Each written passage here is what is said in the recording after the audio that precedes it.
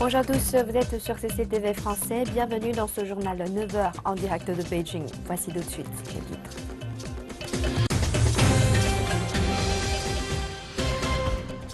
En Iran, l'ancien président Rafsanjani remporte la victoire à l'Assemblée des experts chargée de désigner le chef suprême de la République islamique. La Macédoine rouvre ses frontières aux demandeurs d'asile après 3 jours de fermeture en pleine confusion dans la crise des migrants.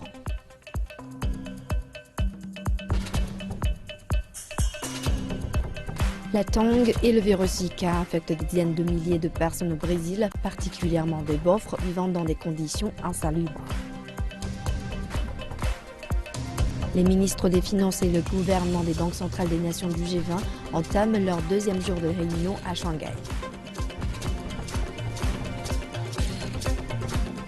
Et une comédie chinoise, La Sirène, fait un carton actuellement sur les écrans. Ce film de Stephen Chow devient le plus rentable de l'histoire en Chine.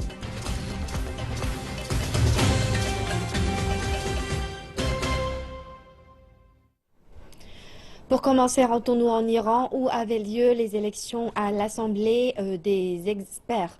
L'ancien président Akbar Hachem Rafsanjani a appelé toutes les factions à travailler ensemble samedi. Des commentaires qui font suite aux premiers résultats qui le placent en tête au sein de la très influente Assemblée. L'agence de presse d'État IRNA cite M. Rafsanjani disant que la compétition est terminée et qu'il est temps à présent pour l'unité et la coopération. Les alliés de Rafsanjani, dont le président actuel Hassan Rouhani, ont aussi obtenu de bons scores lors du vote pour l'Assemblée des experts à Téhéran. L'Assemblée aura la tâche de choisir le chef suprême, la plus haute autorité de la République islamique.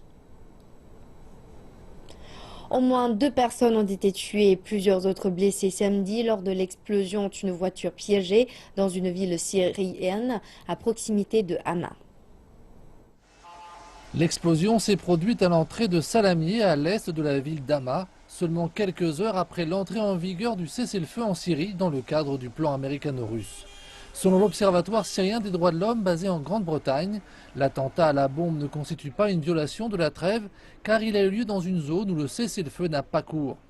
Le même jour, un groupe rebelle syrien du nord-ouest du pays a déclaré qu'il avait fait l'objet d'une attaque de la part de forces gouvernementales au sol et que cette action était une violation du cessez-le-feu. Le porte-parole de ce groupe a affirmé que 3 combattants avaient perdu la vie alors qu'ils repoussaient l'assaut dans la région du mont Turkmène, non loin de la frontière turque, dans le gouvernorat de Latakia. Samedi, la Macédoine a rouvert ses frontières aux demandeurs d'asile irakiens et syriens bloqués en Grèce, quelques heures après des manifestations pacifiques du côté grec. La Macédoine avait fermé ses frontières pendant 3 jours quand les autres pays des Balkans avaient décidé d'imposer des restrictions au droit de passage.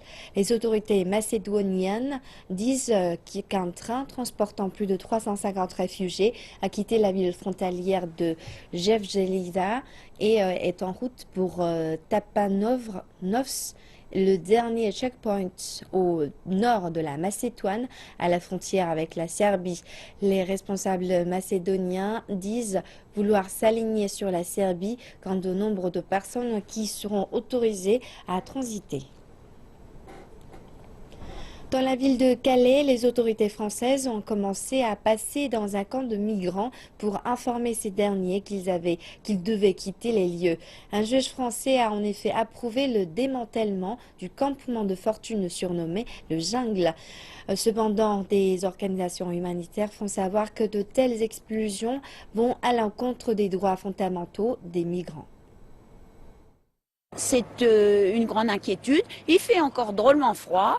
On est encore en période hivernale. Comment un juge peut-il accepter de faire ça en période hivernale, sachant qu'il y a beaucoup d'enfants, de femmes, de petits et de mineurs isolés? La date butoir a été atteinte mardi. Les migrants auraient dû quitter la partie sud du camp, une zone située aux abords de cette ville portuaire du nord de la France. Les autorités ont fait savoir que si nécessaire, elles auraient recours à la force pour déplacer les migrants dans un camp de conteneurs situé à proximité ou dans d'autres structures d'accueil. Des ONG estiment que 3400 migrants vivent dans la partie du camp qui doit être détruite, soit 3 fois plus que les données officielles.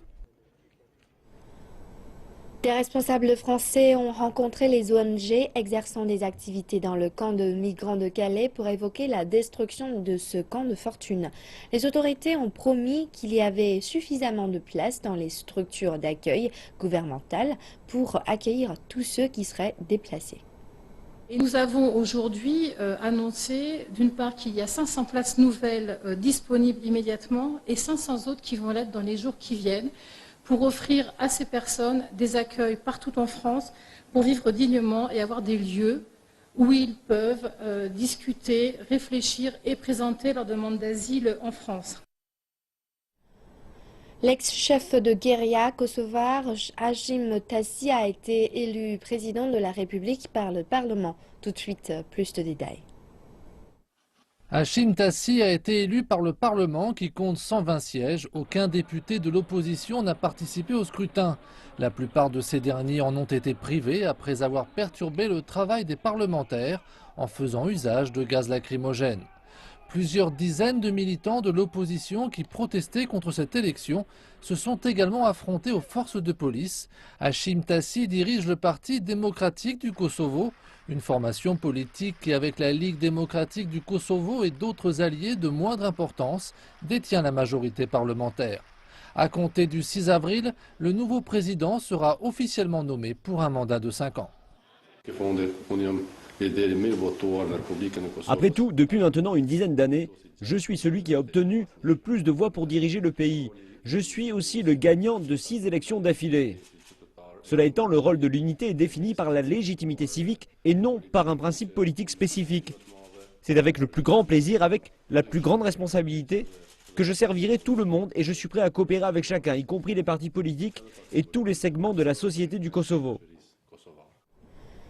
La dengue et le virus Zika sont deux fléaux qui touchent des dizaines de milliers de personnes au Brésil et en particulier celles vivant dans des communautés pauvres avec des conditions sanitaires insalubres. Voici le quartier de Lajeado à Sao Paulo. Déjà cette année, il a enregistré le plus grand nombre de cas de fièvre de l'épidémie de dengue. Celle-ci se propage par le même moustique qui est porteur du virus Zika. Et les autorités déclarent qu'il n'y a pas de coïncidence. Il s'agit là de l'une des zones les plus pauvres de la ville la plus riche du Brésil. Et la même chose se passe dans les autres grandes villes du Brésil, telles que Recife. Les populations les plus pauvres sont fréquemment les plus lourdement touchées par la dengue ou le virus Zika, toutes propagées par le moustique. Une zone à la population extrêmement dense, avec des pénuries d'eau et des infrastructures d'égout manquantes, sans parler d'une collecte des ordures mal organisée. C'est exactement le genre de lieu où le moustique, porteur de la maladie, comme l'Aedes aegypti, trouve tout ce dont il a besoin pour se reproduire, se développer et infecter les gens. Cette retraitée et sa petite fille sont toutes deux récemment tombées malades à cause de la dengue. Désormais, elle espère seulement qu'elle ne contractera pas le virus Zika. Je pense que la propagation de maladies a un lien avec cette eau qui empeste et près de laquelle nous devons vivre. C'est horrible. Je sais que chez moi, je fais attention à ne pas avoir de lieu où les moustiques vont se reproduire. J'aimerais que les autres habitants fassent de même, car si je le fais, mais pas mes voisins, alors cela ne sert à rien. Cet expert en maladies infectieuses déclare que le manque de sanitaires est une grosse partie du problème, mais s'inquiète également du manque d'informations au sein de la communauté. Un gros problème est la qualité de l'éducation de ces campagnes qui visent à lutter efficacement contre ces moustiques. Il est essentiel d'avoir l'implication de la communauté pour détruire les sites de production et c'est souvent plus difficile quand les gens ont moins d'informations. Incapables de faire face à la propagation du moustique et des maladies qui en résultent, les autorités de Sao Paulo ont installé des tentes d'urgence pour les personnes les plus touchées afin de tenter au moins d'identifier les cas. Cette femme au foyer s'est réveillée avec les symptômes et est venue ici pour subir un examen. Il y a de nombreuses zones ici avec des décous à l'air libre et des tuyaux bouchés que les autorités de la ville ne nettoient pas assez souvent. Et aussi beaucoup d'ordures dans les rues. Je pense que c'est pourquoi cette région a tant de cas de dengue. Le Brésil a les plus hauts niveaux d'inégalité des revenus. Désormais, il semble que la dengue et le virus Zika deviennent les nouveaux repères séparant les riches des pauvres. Le secrétaire général de l'ONU, Ban Ki-moon, a souligné l'importance qu'il attache à l'accord de paix au Soudan du Sud. M. Ban a visité la capitale de ce pays récemment et rencontré le président Salva Kiir. Il s'est entretenu avec Riek Machar au téléphone, appelant les deux leaders à former un gouvernement d'unité. La nation la plus jeune du monde est proche de l'effondrement depuis la guerre qui a commencé en 2013. Le chef de l'ONU, Ban Ki-moon, est en fin de mandat et il veut un relèvement du Soudan du Sud avant de quitter son poste.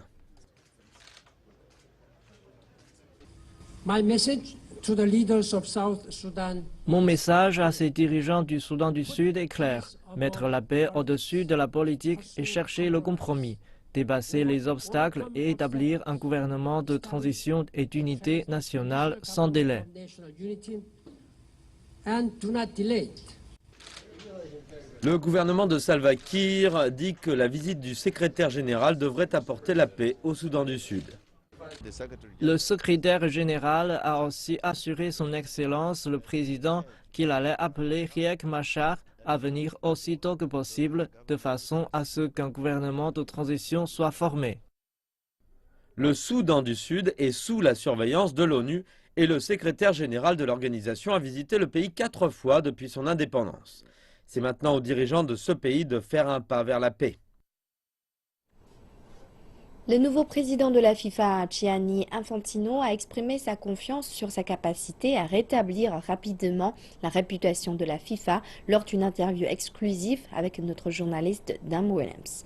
Il fait face à l'énorme tâche de réformer et d'unifier le monde du football après l'ère Sepp Blatter. Je vais commencer par retrousser mes manches et à travailler car il y a beaucoup à faire ici à la FIFA et je suis très heureux de commencer aujourd'hui. Je faisais aussi partie du comité de réforme de la FIFA, donc je sais exactement ce qui est nécessaire, je sais exactement ce qui doit être fait et quand exactement cela doit être fait depuis aujourd'hui. Donc nous allons mettre en place les réformes et la nouvelle ère a commencé. Je suis sûr que l'image et la réputation de la FIFA seront rétablies très rapidement. Les ministres des Finances et les gouverneurs des banques centrales des nations du G20 poursuivent leur réunion. Le sommet de 2 jours qui se déroule à Shanghai se concentre principalement sur les réformes structurelles.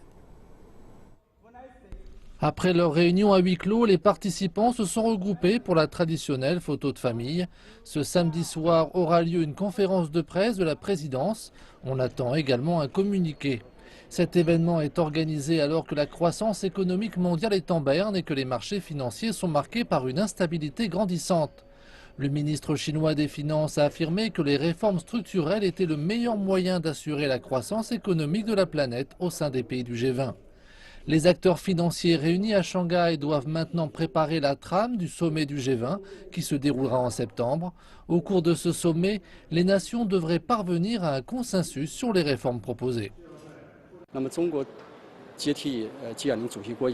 Depuis que la Chine assure la présidence du G20, nous avons donné la priorité aux réformes structurelles, la tâche la plus importante. Notre objectif est l'établissement d'un coefficient de réforme structurelle pour juger du processus des réformes dans les principaux États membres.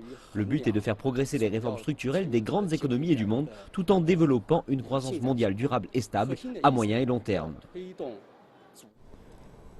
Le président du bureau des gouverneurs de la NDB, Anton Silouanov, affirme que la banque envisage de s'étendre une fois le moment venu.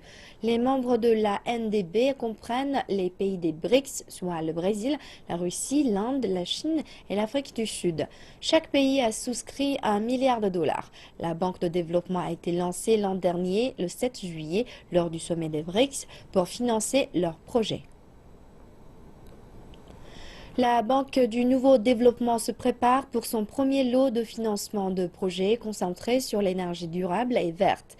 Les responsables de la banque affirment que les propositions faites par les membres fondateurs de la banque, à savoir le Brésil, la Russie, la Chine, l'Inde et l'Afrique du Sud, sont des projets qui utilisent l'énergie éolienne, solaire et hydraulique. L'énergie nucléaire en est exclue. Chaque membre fondateur a au moins un projet sur la liste. Toutefois, les projets sont encore au stade préparatoire et je suis certain à 100% que chaque projet sera soumis au bureau des directeurs en avril en raison des problèmes techniques et de procédures d'approbation. Monsieur Zhu dit que chaque projet à approuver sera d'au moins 100 millions de dollars. Il ajoute que certains de ces projets seront probablement libellés en yuan plutôt qu'en dollars. La banque de BRICS envisage aussi de s'ouvrir à d'autres membres. Ces dernières années, le e-commerce s'est développé rapidement en Chine, devenant un marché immense et très lucratif qu'aucune entreprise ne peut se permettre d'ignorer. Nous allons voir comment les entreprises indonésiennes se servent des plateformes d'e-commerce chinoises pour accéder à un marché plus vaste. L'ambassadeur d'Indonésie en Chine, Sogong Harjo, est un habitué des caméras. Mais la réalisation d'un film pour une campagne marketing sur Internet est une expérience nouvelle pour lui. Jusqu'à maintenant, nous avons encore une approche traditionnelle. Nous exportons donc directement vers Guangzhou, Shanghai et Beijing, mais nous aimerions avoir un accès plus large au marché chinois et pas seulement dans les grandes villes du pays. La campagne vise à promouvoir les produits indonésiens sur Tmall, la plateforme d'e-commerce du géant chinois de l'Internet, Alibaba, qui est la mecque des chercheurs de bonnes affaires à travers toute la Chine. Je fais généralement mes achats sur Internet. C'est plus pratique et moins cher que d'aller dans les supermarchés.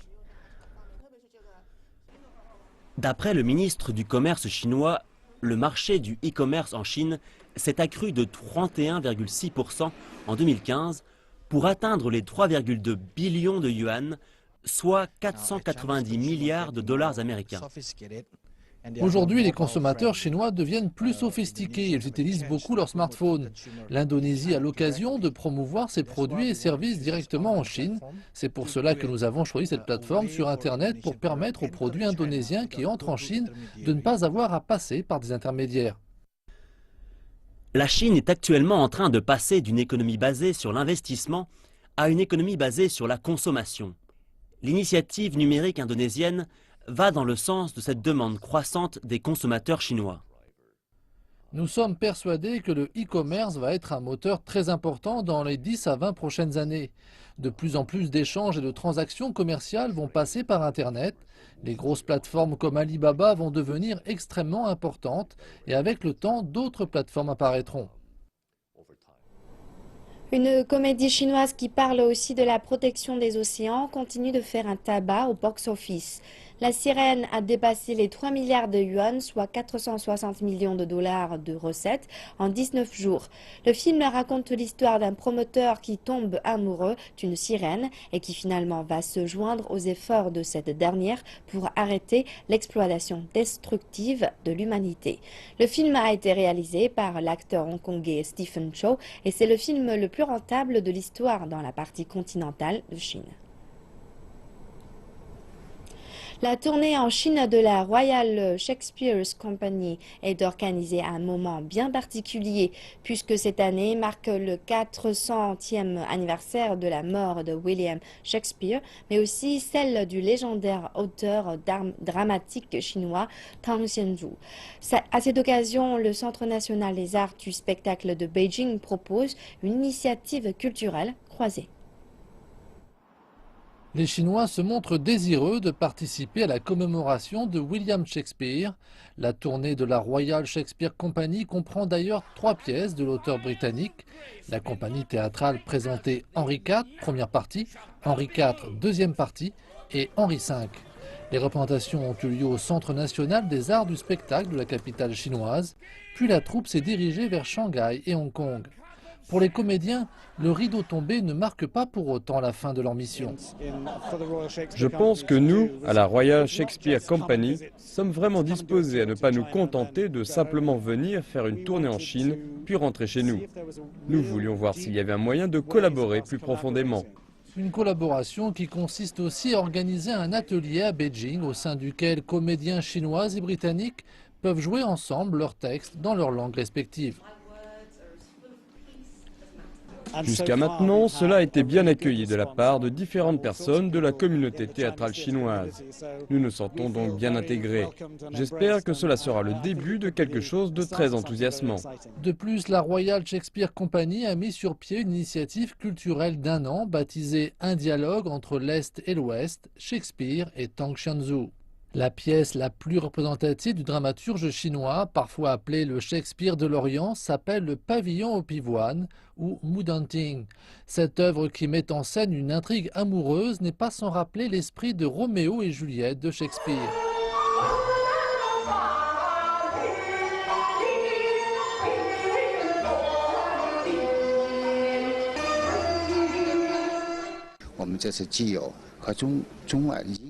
Cette fois, nous avons des forums de théâtre dans lesquels participent des artistes britanniques et chinois, des ateliers, des cours donnés par des maîtres. Nous souhaitons que ces activités diverses aident les participants à mieux comprendre Shakespeare et Tang Xianzu. De plus, un nouveau travail théâtral réunissant les deux dramaturges sera présenté en octobre. Il s'agit du fruit de la collaboration du Centre des Arts du Théâtre de Shanghai et de la troupe théâtrale britannique du Gecko. La liberté de pouvoir s'exprimer sans être jugé, voilà ce qu'offre aux habitants de Johannesburg, en Afrique du Sud, l'activité Secret Sunrise. Il s'agit d'une pratique de relaxation et de bien-être qui s'appuie sur des techniques de yoga et de danse méditative. Rien ne vaut le doux son de la musique pour bien démarrer la journée. Secret Sunrise est une combinaison de yoga et de danse méditative. Il s'agit d'une nouvelle tendance urbaine où près de 300 personnes dansent en silence. Elle est destinée à ceux qui ont besoin d'une pause dans leur vie stressante à Johannesburg.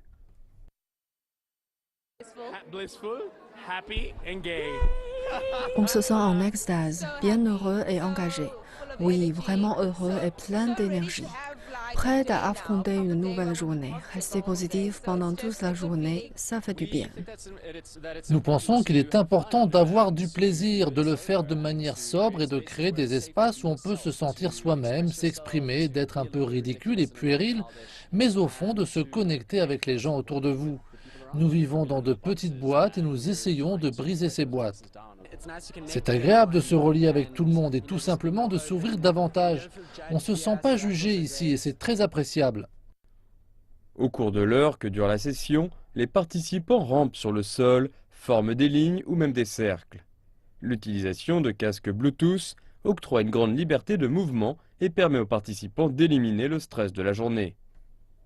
Le fait d'avoir recours à des casques permet de créer un espace réellement sans danger. Vous ne ressentez pas l'envie de discuter avec tout le monde et vous pouvez véritablement vous connecter avec vous-même et avec les autres d'une manière non verbale. Dans une ville trépidante telle que Johannesburg, c'est une excellente manière de démarrer la journée ou prendre son temps. Je suis là pour chaque secret sans risque, car comment dire, c'est ce qui est. C'est un sentiment qui vous prend, vous faites ce que vous devez faire, vous vous laissez aller et vous vous laissez emporter. Voilà, c'est la fin de cette édition du journal. Merci de nous avoir suivis. Excellente suite de programme sur CCTV français.